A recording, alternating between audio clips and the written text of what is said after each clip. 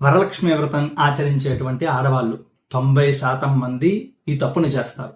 ఆ 10% మీరు ఉండాలి అని నేను కోరుకుంటున్నాను. అయితే 90% మందిని 10%కి తీసుకొచ్చి అందరూ మంచి విధానంలో పూజ చేసుకోవాలి అంటే ఈ వీడియోని మీరు అందరికీ షేర్ చేయండి. సాధారణంగా వరలక్ష్మి వ్రతం కలశం పెట్టుకునేటప్పుడు చాలా మంది లాస్ట్ 10-15 ఏళ్లలోనే జరుగుతోంది.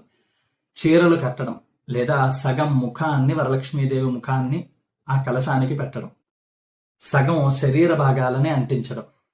అసలు కలశంలో ఎవరు ఉంటారు అనుకుంటున్నారు? వరలక్ష్మీదేవి ఉండదు.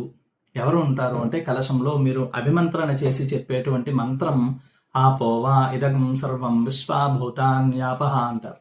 అంటే ఆపహ అంటే నీరు. వరుణదేవుణ్ణి ఆరాధన చేస్తున్నారు. ఇప్పుడు మీరు ఎవరికి కడుతున్నారు అంటే వరుణదేవుడికి చీర కడుతున్నారు. మరి వరలక్ష్మీదేవి ఎక్కడ ఉంటారు అంటే కలశానికి ముందు భాగంలో తమలపాకు వేసి వరలక్ష్మీదేవిని ఆరాధన చేసి ఆవిడికి కుంకుమార్చన చేయాలి.